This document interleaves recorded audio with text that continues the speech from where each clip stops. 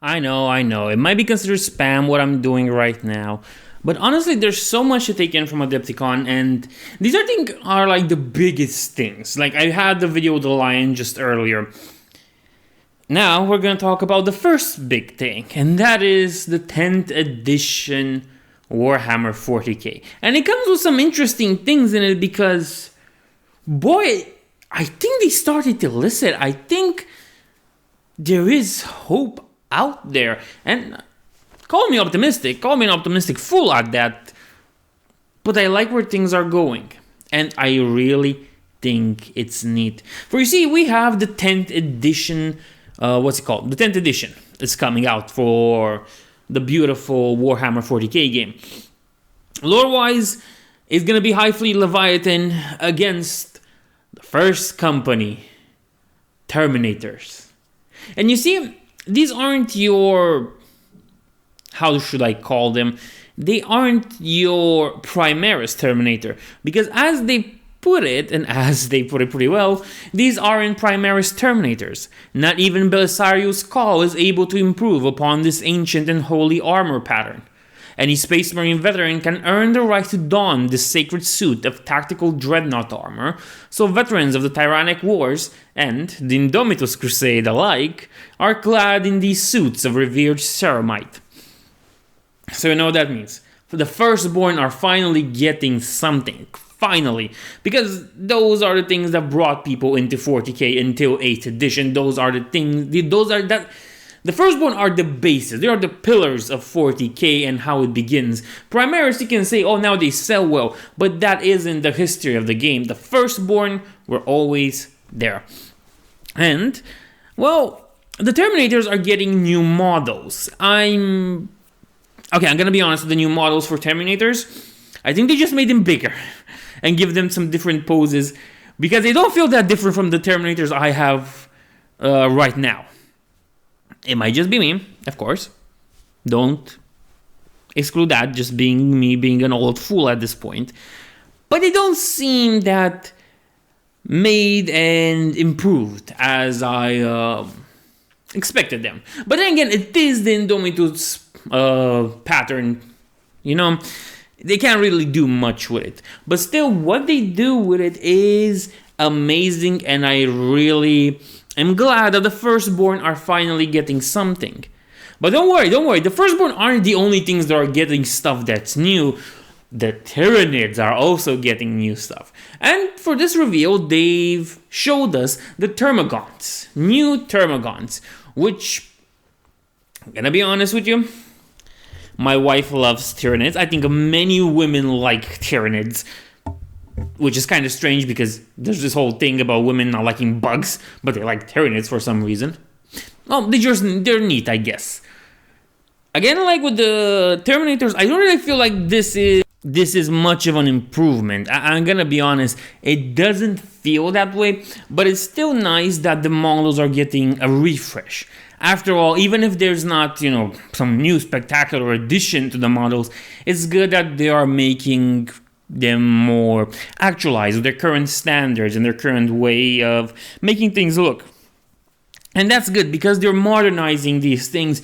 And as much as I hate the word modernization or for a modern audience, I think that some of the models really need to be brought up to the current century.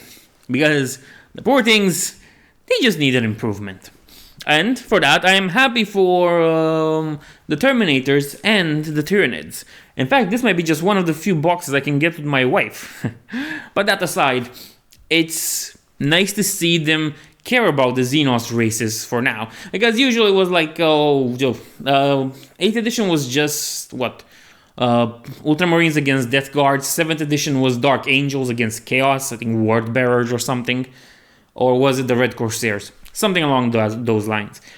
But now we saw with the 9th edition that they had Necrons versus Space Marines. And now they will be having Tyranids versus Space Marines. Of course, you can't get rid of the Space Marines from this equation. But still, what we get is interesting and it is not to be ignored. But the 10th edition, a new edition of Warhammer 40k, of Warhammer in general, even Age of Sigmar, doesn't come just with new models or a new box. Because what changes are the rules of the game. And boy, is 10th edition looking good. I am willing to say good in my opinion. Because 40k, is a fun game. But game is a little bit overcomplicated at points. And if you're new to the game, there are people always that will be willing to teach you. Problem is that the game isn't that noob friendly, shall we say.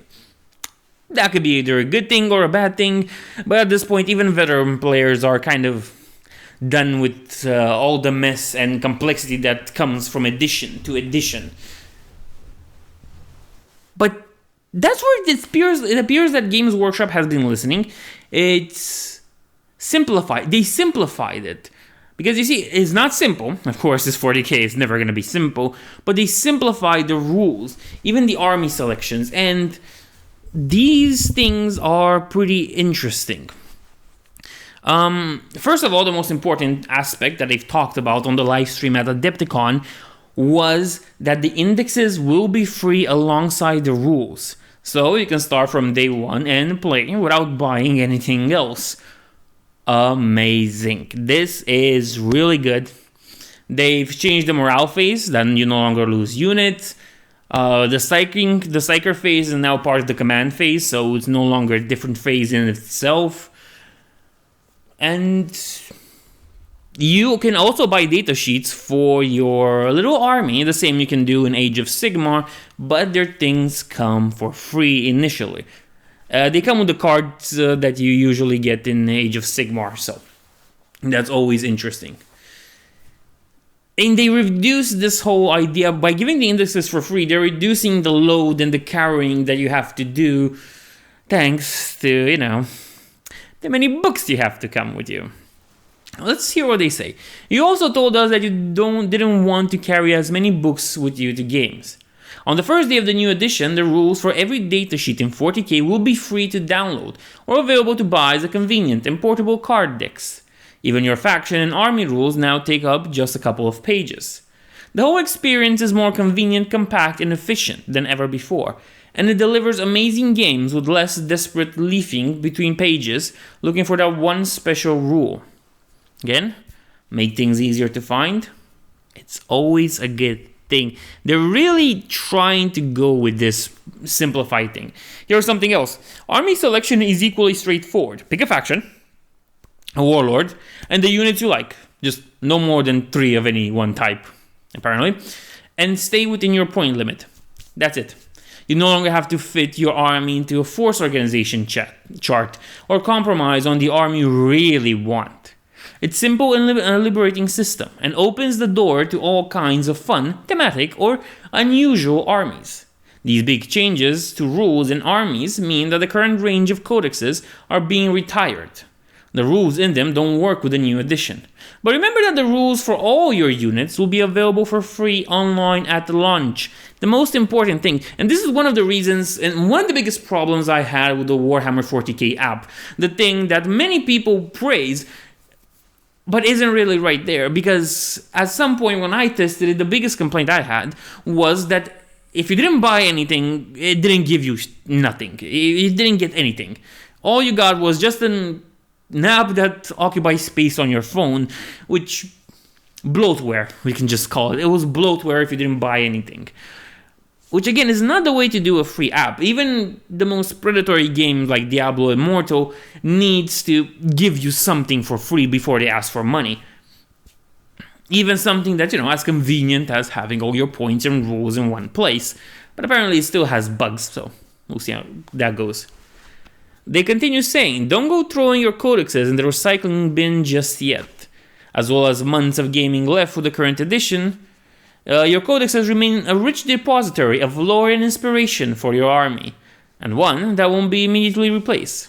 Codexes will return in time to replace the free rules, but when they do, the complexity of the game won't increase. thanks to a one-in-one-out ethos for army and sub-faction rules.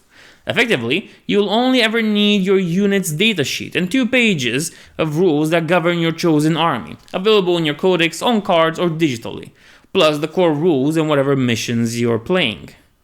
There's one exception to note. The Arcs of Omen books and the boarding patrols will persist, so you can keep purging those space hulks into the new edition and beyond. Likewise, for those Eternal Crusaders out there who have built up a mighty host through their narrative games and want to bring their Crusade army with them into new editions, there are rules to let you do this.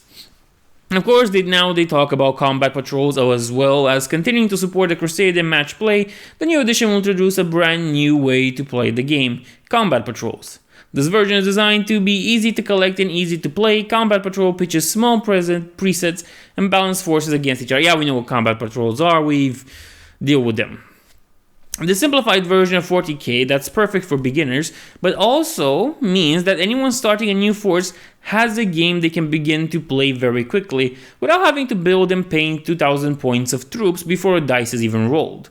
It's also great for hobby butterflies, who hop on from one project to the next and prefer to sample a little of each army's nectar.